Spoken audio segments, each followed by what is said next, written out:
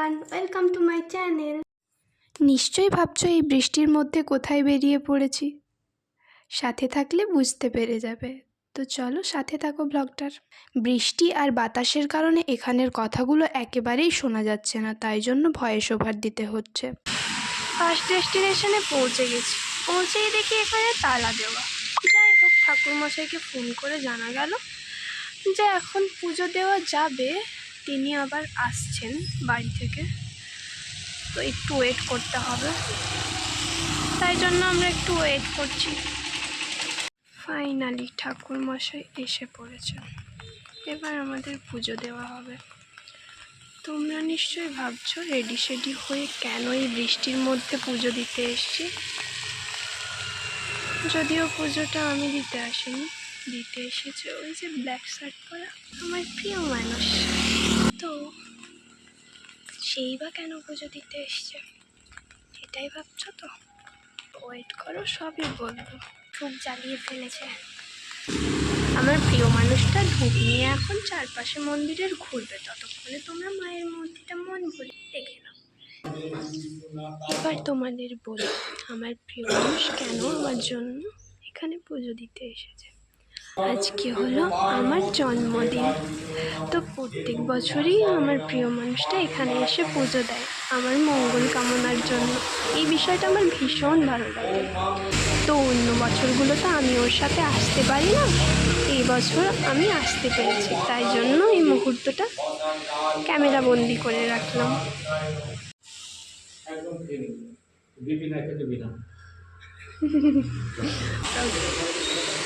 মায়ের পুজো দেওয়া হয়ে গেছে, আমি প্রসাদও পেয়ে গেছি। এবার যাবো নেক্সট ডেস্টিনেশনে। এই বুটটা পরা না বিরাট ঝামেলা, আমি তো একা একা পরতেই পারি না। যাই হোক, একজন আছে পরিয়ে দেওয়ার, তাই জন্য কোনো সমস্যা হয় না। তো চলো যাওয়া যাক। রাস্তাটা ভীষণ সুন্দর, তাই তোমরাও একটু আমার সাথে উপভোগ করে নাও।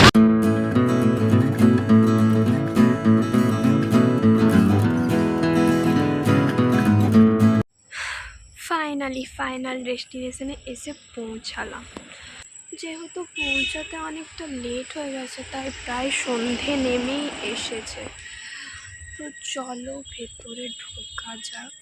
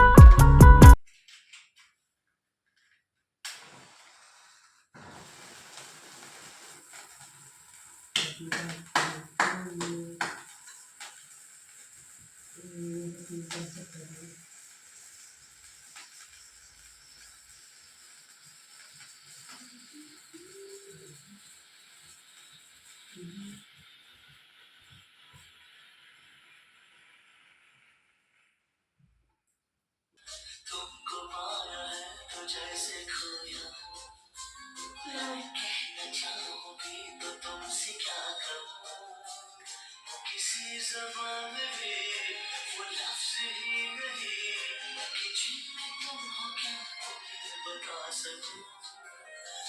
मैं अगर कहूं तुमसे हंसी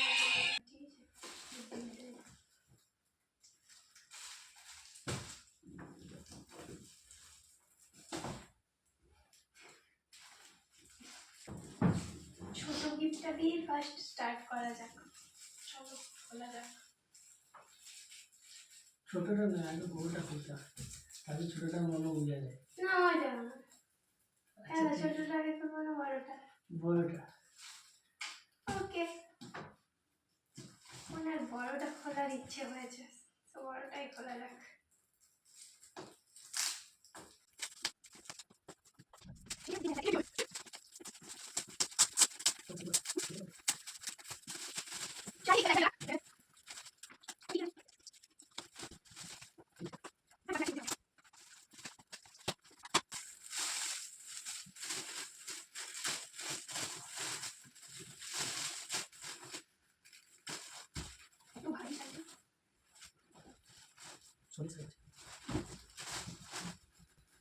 সবাই কমেন্ট করে জানিও শাড়িটা কেমন হয়েছে।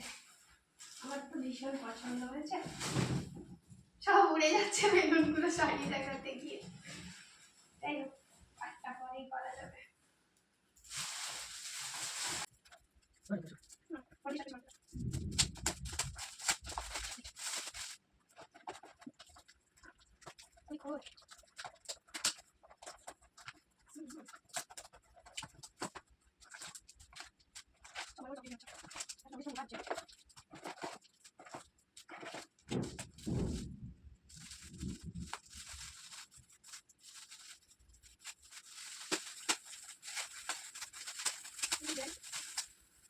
সেদিন দোকানে দেখেছিলাম।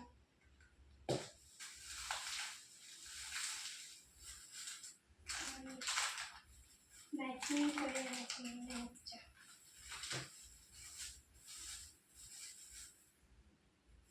এই দুটো নীল বালিশ কেনা হয়নি, শাড়ির ম্যাচিং করে, তাই জন্য নিয়ে এসছে।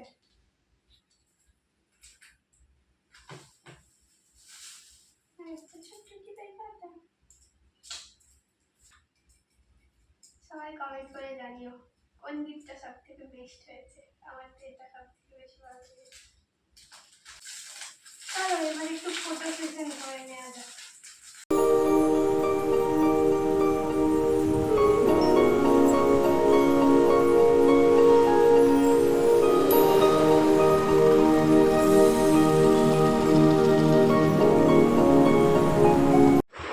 Finally photo session complete. তাই জন্য রুমটার অবস্থা একবারে লন্ডভন্ড হয়ে গেছে। এক্ষুনির মধ্যেই মনে হচ্ছে এখানে কোনো ভূমিকম্প বা কিছু একটা হয়েছে। যাই হোক, তোমাদেরকে একবার রুমটাও দেখিয়ে দিই কীরকম অবস্থা করে রেখেছি।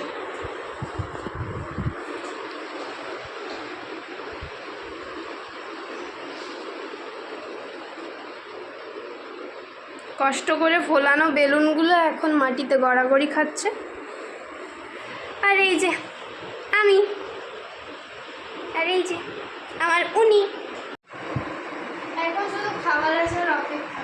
খাবারটা তো দিচ্ছেই না, অনেকক্ষণ হয়ে গেছে খাবারই দিচ্ছে না, খিদেতে পেটে সুচো ডন মারছে। ফাইনালি খাবার দাবার চলে এসেছে, আর আমরা একদমই ওয়েট করব না। অনেকক্ষণ ধরেই পেটে ছুঁচোই ডন মারছে। এরপর চটজলদি খাবারটা খেয়ে নিই। তো এবার আমরা খাওয়া দাওয়াটা সেরে নেব। আজকের মতো ব্লগটা এখানেই এন্ড করছি। যদি ভালো লাগে ব্লগটা, তাহলে লাইক, কমেন্ট, শেয়ার, সাবস্ক্রাইব করতে একদমই ভুলবেন না। যেহেতু এটা আমার ফার্স্ট ভিডিও, তাই অনেক ভুল ত্রুটি হবে, সেগুলো একটু ক্ষমা করে দেবেন। অবশ্যই ভুলগুলো ধরিয়ে দেবেন, কিন্তু সাপোর্ট করতে একদমই ভুলবেন না। So good night, sweet dreams, tata.